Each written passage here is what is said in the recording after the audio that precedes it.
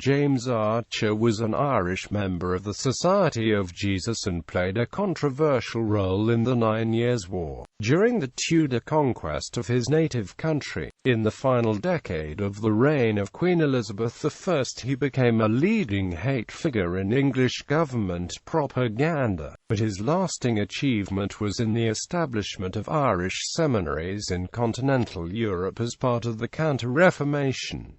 Early life. Archer came from an Anglo-Norman family in County Kilkenny. He may have attended the grammar school in the county town, which had been established in 1555 under Peter White, a Fellow of Oxford University. David Wolfe, papal nuncio to Ireland, had been evangelizing in South Leinster in this period, although there is no evidence that he came in contact with Archer. Archer entered the Seminary College of Leuven around the year 1564, when Nicholas Sanders was in charge. In his maturity, he was described as tall, of dark complexion, with a long, thin face. Irish mission. Archer took a degree of Master of Arts and returned to Ireland in March 1577. Later the same year, his presence about Waterford and Clonmel was reported to the Queen's Secretary, Francis Walsingham, by the President of Munster, William Drury. In the report, Archer was described as a principal prelate, and a detestable enemy to the Word of God. Drury also claimed that en route to Ireland Archer had taught all the way betwixt Troy and Bristol against our religion and caused to number 2, despair. In 1579, the rebel James Fitzmaurice Fitzgerald landed a papal invasion force at Smerwick in modern-day County Kerry in the company of Sanders. Fitzmaurice proceeded to Holy Cross in County Tipperary via Kilmallock, and it is possible that Archer, who was in the vicinity, was attached to his forces. Fitzmaurice was killed during this journey. At about this time Archer is said to have attended on the rebel Conor O'Rourke on the evening of the latter's execution for treason. One source asserts that he was imprisoned at Westminster sometime after, but there is no substantial evidence for this. Jesuit. Archer was received as a novice into the Society of Jesus at Rome in 1581. He then spent 2.5 years at the Roman College, studying logic, physics, and moral and controversial theology. In a report to the Jesuit General in 1584 he was described as physically strong, although choleric and melancholy in temperament. He had not distinguished himself in his studies, and was reckoned suitable to hear confessions. In 1585 Archer was sent to the University of Pontemousan, where a Scots-Irish seminary had lately been established. He studied scholastic theology for 2 years while ministering to the students and hearing confessions. In an unenthusiastic report delivered in 1587 describing him as bilious, it was suggested that he was suited to become a preacher in his native country. Low Countries. In 1587 Archer was sent to the Low Countries to serve as chaplain to the Spanish forces under the Duke of Parma during the Anglo-Spanish War. William Stanley, commander of a regiment of Irish soldiers under English Crown authority, had just surrendered the Belgian city of Deventer to Parma and committed himself and his men to the service of the Spanish king. Archer spent his time hearing confessions from the Irish soldiers and busying himself in administrative duties. Expectations ran high among the forces for an invasion of England, but were defeated in the following year when the Spanish Armada was driven from the Dutch coast, as Spain gradually regained its strategic initiative over England. Archer was reported to be following Stanley's regiment throughout 1590.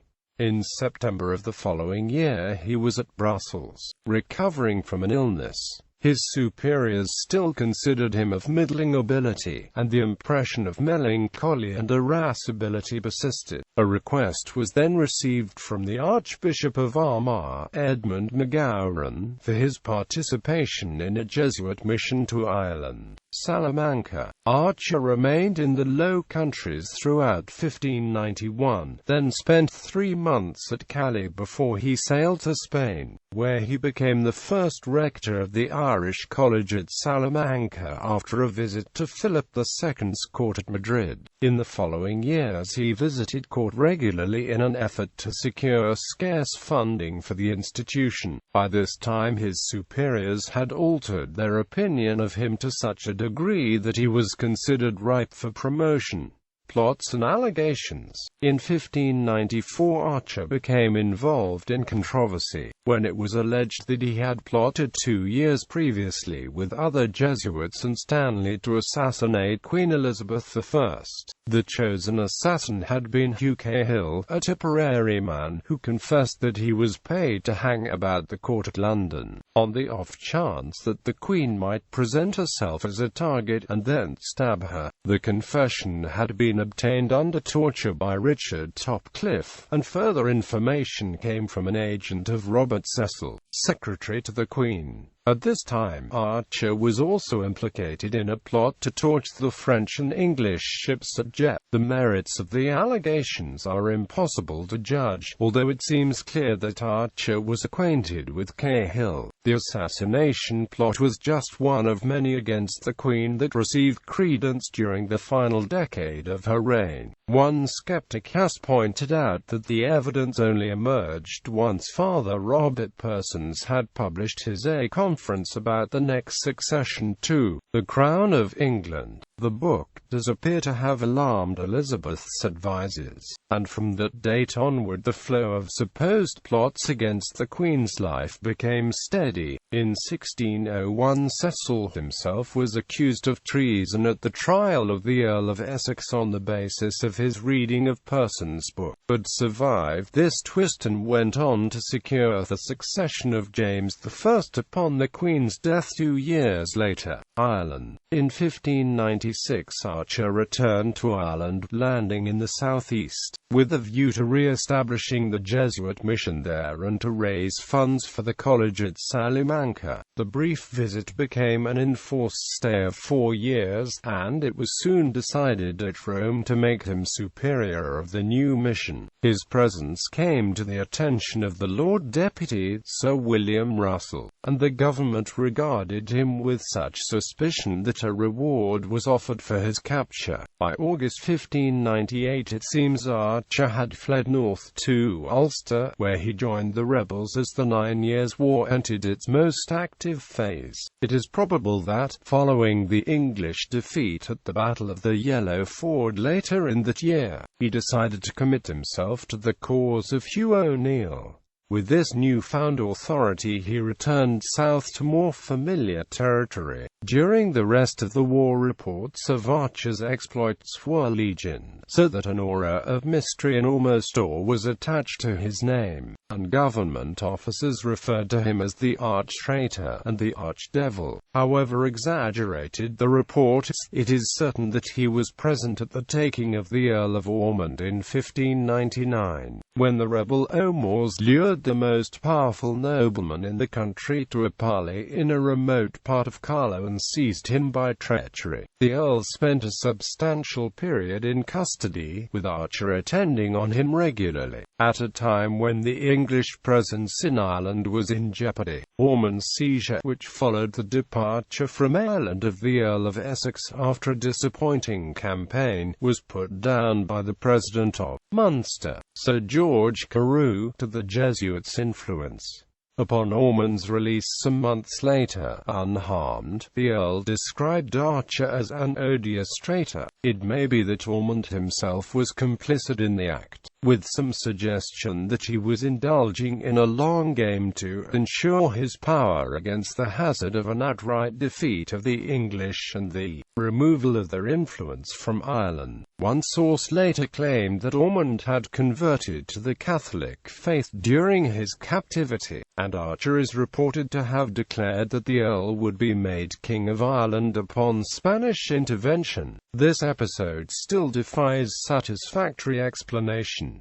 Spanish intervention. In October 1599, Archer left Ireland for Rome, where he effectively acted as O'Neill's envoy. Pope Clement VIII delayed the appointment of a nuncio to Ireland, but at Madrid plans for an Irish expedition were given renewed attention upon the agreement of peace between Spain and France. In early 1601, Philip III of Spain opted to send an armada with a force of 6,000 soldiers, and the Dublin government began preparations to meet the Spanish effort. During the spring and summer of 1601, Carew and Cecil received reports of the activities of Archer, who had just arrived in Spain. Despite the appointment of a Jesuit nuncio, a neutral who was averse to a militant mission in Ireland, Archer managed to defer service in the seminary at Salamanca and involved himself in the Irish expedition instead. He proposed a landing in Munster, in the south, while the commander of the expedition, Del Aguila, insisted on the north. In consultation, O'Neill and the northern rebels recommended a compromise,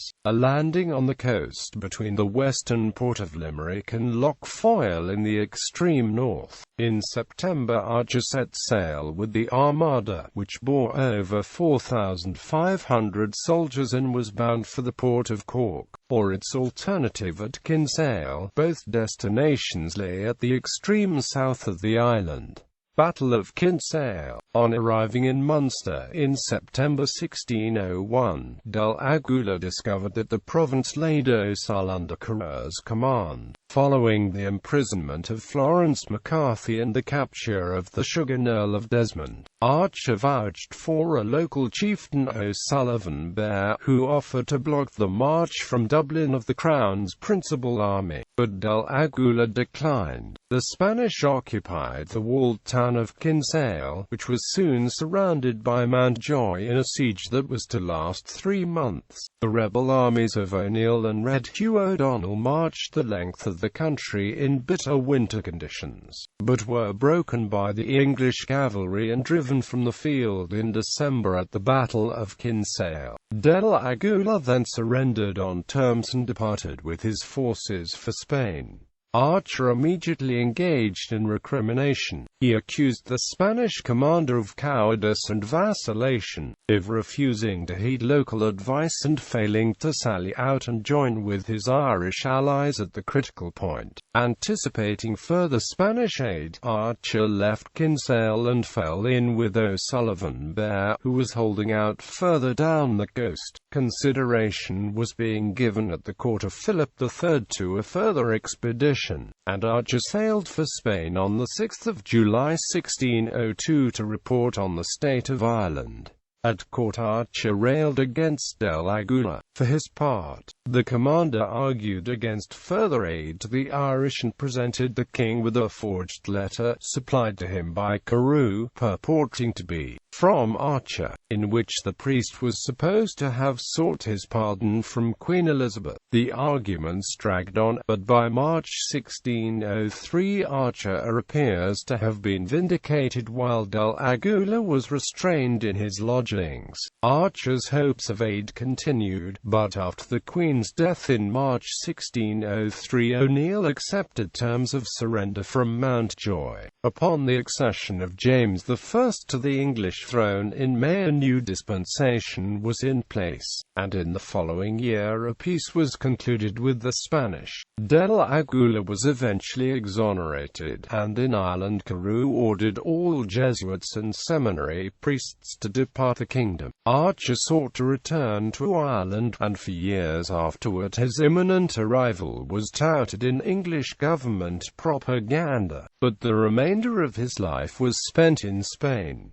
The Irish College. Archer was appointed prefect of mission by the Jesuit General Aquaviva, with the task of coordinating the work of the Irish colleges in Iberia. At Salamanca, a dispute had arisen over allegations that the Jesuits were discriminating against Gaelic Irish students in favour of Old English students from those parts of Ireland more loyal to English Crown authority. A Spanish rector was appointed after a royal royal inquiry, but Archer intervened, seeking greater safeguards for the disadvantaged students, and was granted his wish by the king. In 1610 the Salamanca institution became a royal college. Archer spent much time at court, and his approach to his responsibilities is summed up in the following quote: "Concerning the opportunity afforded through the running of the seminaries, if we do not take advantage of it we shall do nothing heroic or outstanding." Decline and death. Archer began to suffer ill health in 1608, and little is known of him until 1613, when he stayed 2 months at Bordeaux on seminary business. He appears to have commanded respect for his devoted religious observance. In 1615 Archer again sought to return to Ireland, but his request was denied by the new general, Mucius Witleski. He spent the last years of his life at Santiago de Compostela as spiritual father to the seminarians. On the 15th of February 1620 he died at the Irish College there. Legacy. Archer became notorious for his contributions to the rebel cause during the 9 Years' War, but his greater work was arguably in the establishment of the continental seminaries for Irish students, which went from strength to strength in the succeeding centuries and contributed greatly to the Counter-Reformation.